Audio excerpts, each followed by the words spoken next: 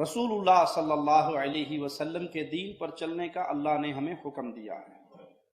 پیارے حبیب محمد کریم فداہ ابی و امی صلی اللہ علیہ وسلم کی شریعت میں تیجا، ساتواں، ناواں، دسواں، 40واں، کل، برسی، ختم شریف، کنڈے شریف، میلاد شریف، سانکے شریف کچھ بھی نہیں۔ تو باقی یہ کہ کھا لیں اس کو کہ نہیں کھائیں، دیکھیں اصل حکم تو یہی ہے کہ نہ لیں تاکہ بدعت کی تائید نہ ہو، لیکن بعض دفعہ بڑی لڑائی جھگڑوں کا خطرہ ہوتا ہے، بڑی نفرتیں پھیلتی ہیں، تو اس میں فتنے سے بچنے کے لیے پھر آپ مجبوری میں لے لیں اس کو، لیکن ان کو بتا دیں کہ ہم لوگ یہ نظر و نیاز اس ٹائپ کے وہ ہم لوگ اس کو قائل نہیں ہیں، ہم اس کو ٹھیک نہیں سمجھتے۔ السلام علیکم دوستوں، ایسے وہابی اور دیوبندی سے اپنے آپ کو بچائیں جو یہ کہتے ہیں کہ کھانے پر نیاز نہیں دینا چاہیے، سبیل نہیں بنانا چاہیے، کھچڑا نہیں بنوانا چاہیے۔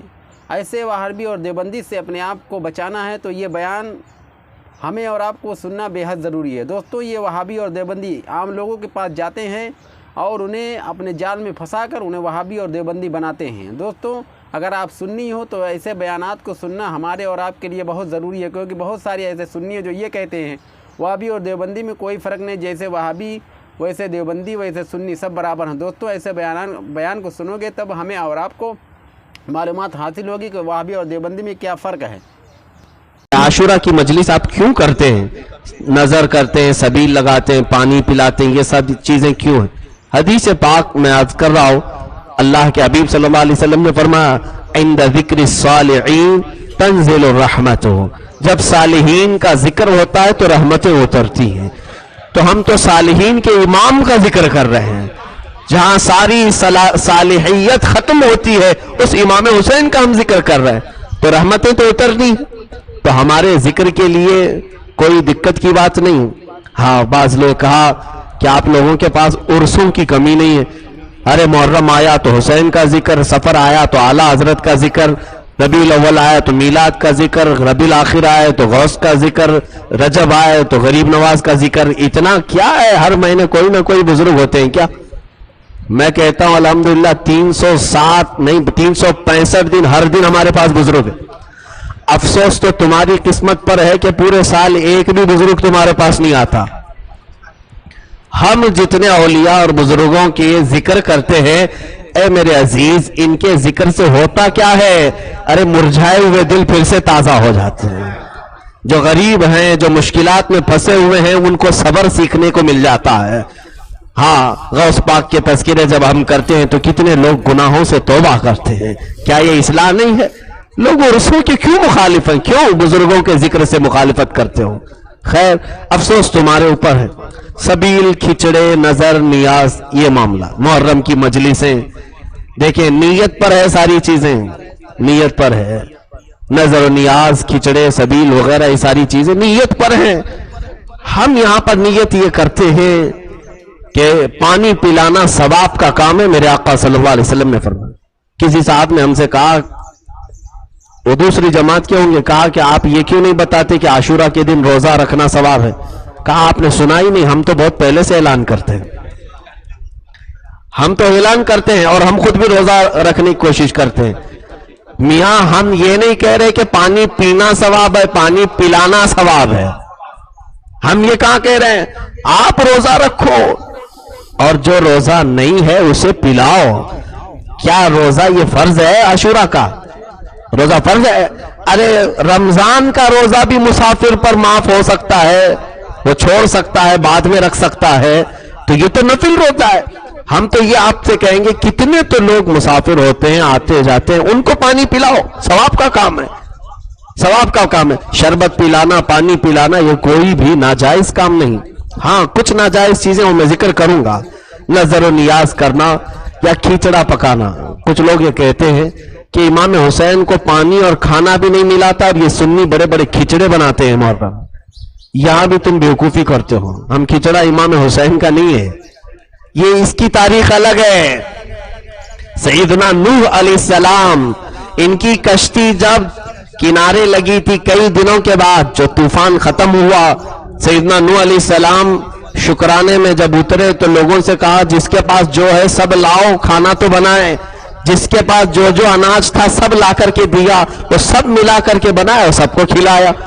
تو ایک روایت یہ ملتی ہے ہم کو, بزرگوں سے ہم نے سنا ہے. تو نوح علیہ السلام کی یاد منا رہے ہیں, پھر تکلیف تم کو امام حسین سے ہے. کھچڑا عاشورہ کے دن اتنا ہی تھوڑی نا, بہت ساری یادیں ہیں, بہت ساری نسبتیں ہیں. بہرحال سوال کرنے والے کے پاس بہت سوال ہوتے ہیں. اگر اللہ نے ہدایت اس کے لیے اس کی قسمت میں رکھا ہے, میں سمجھتا ہوں صرف ذکر حسین ہی کافی ہے ہدایت کے لیے. باقی ہم جتنے بھی مناظرے کر لیں, جتنے بھی جوابات دے لیں, کچھ حاصل نہیں ہوتا. ابھی شربت پہ پوچھے گا, اس کے بعد پھر یہ پوچھے گا شکر کیوں ڈالتے ہو شربت میں, کیا جواب دو گے؟ بھائی آپ کو کیا تکلیف ہے, آپ نمک ڈال کے پی لو. ہم نے شربت کو نہ فرض کہا ہے نہ واجب کہا ہے. ہم نے شربت کو کہاں فرض و واجب نہیں کہا. یہ نفل چیزیں ہیں, مستحب چیزیں ہیں, تمہیں جس طرح سے چاہے پی لو. اچھا, اب ایک صاحب حج میں تھے, انہوں نے کہا, سوالات کی محفل تھی, اس میں یہی چیز ایک صاحب نے کہا کہ آپ اتنے نظر و نیاز و ساری چیزیں کرتے ہیں اور بات بات پہ شربت اور یہ ساری چیزیں بانٹتے ہیں. تو ہم نے ان سے کہا کہ آپ کبھی کھاتے نہیں یہ ساری چیزیں, یہ حلوے نظر صحیح بتائیں. انہوں نے کہا ہاں ہمارے پاس آتی ہے تو ہم کھا لیتے ہیں. ارے میاں وہ تو گنپتی کا پرساد بھی آتا ہے تو ہم کھا لیتے ہیں. اللہ کا رزق ہے, اللہ کا رزق ہے. معاذ اللہ رب العالمین. زبان سے مولا نے ان کی یہ تک نکلوا دیا کہ وہ ساری چیزیں کھاتے ہیں, لیکن کہتے آپ لوگ کرتے کیوں ہیں یہ ساری چیزیں؟ کہا ہم نہیں کرتے تو آپ کھاتے کیسے؟ آپ تو کھانے کو جائز کہہ رہے ہیں, تو کرنے کو ناجائز. یہ عجیب حماقت نہیں ہے؟ عجیب حماقت نہیں ہے؟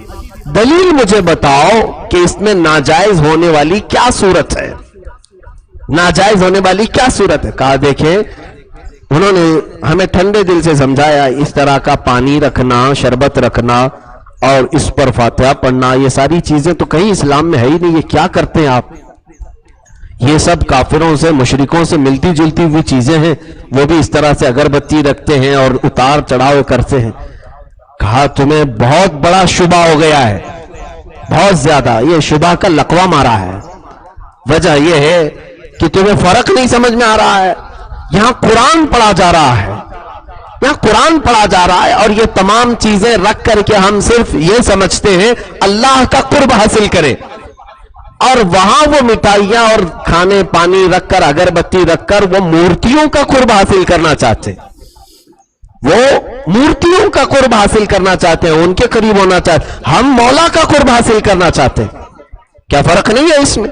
اگر اس میں فرق نہیں رہا تو بہت ساری چیزیں اسی طرح کے شبہ میں ختم ہو جائیں گی. بہت سارا اگر ہم سوال کرنے لگ جائیں تو پھر بہت بڑے معاملات ہو جائیں گے. خانہ کعبہ پتھر کا بنا ہوا ہے, سامنے سجدہ کیوں کرتے ہو, سر جھکاتے ہو؟ وہاں یہی جواب دیں گے ہم کعبے کو سجدہ نہیں کرتے, اللہ کو سجدہ کرتے. کعبہ تو صرف سامنے ہوتا ہے. ہم یہی کہتے ہیں مٹھائی صرف سامنے ہوتی ہے, فاتحہ اللہ ہی کے لیے ہوتی ہے, وہ تو صرف سامنے ہوتی ہے.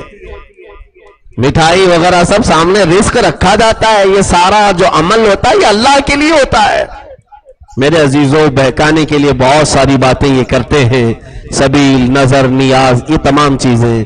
اچھا اگر مثال کے طور پر سمجھ لو نہیں کھانا چاہیے, یہ ساری چیزیں نہیں کرنا چاہیے, کوئی اگر جا کر کے ممبئی کی ڈیم پر ہی فاتحہ پڑھ کر کے آ جائے جہاں سے پانی آتا ہے پورا, کیا کرو گے؟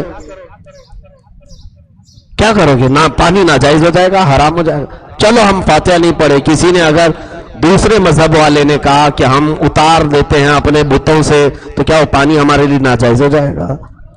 یہ تمام چیزیں لوگوں کو ورغلانے کے لیے, کم پڑھے لکھے ہوئے لوگوں کو جذبات میں لے آتے ہیں کہ دیکھو یہ تمام چیزیں یہ سنی جو کر رہے ہیں یہ سب مشرکوں کی چیزیں, ہندوؤں کی چیزیں ہیں جو تمہارے اندر آئی, ان سب سے دور ہو جاؤ, توبہ کرو, ہدایت مل جائے گی. الحمدللہ جس محفل میں, جن مجلسوں میں اللہ کے رسول کا ذکر, صدیق اکبر کا ذکر, عمر فاروق کا ذکر, عثمان و علی کا ذکر, مولا حسین کا ذکر, جنتی خواتین کا ذکر, کبھی غوث پاک کا ذکر, کبھی غریب نواز کا ذکر, مجدد اعظم کا ذکر, اتنی بڑی شخصیات کا ذکر جہاں ہوتا ہے, الحمدللہ ہم تو اسی بات پر فخر کرتے ہیں مولا نے پہلے سے ہمیں ہدایت دے دی ہے. ہدایت پر رکھا ہے. اسی لیے اعلیٰ حضرت نے ترجمے میں ابھی یہی لکھا اور یہ کہا کہ اے اللہ، یہ سورہ فاتحہ میں کہا ہے اہدنا الصراط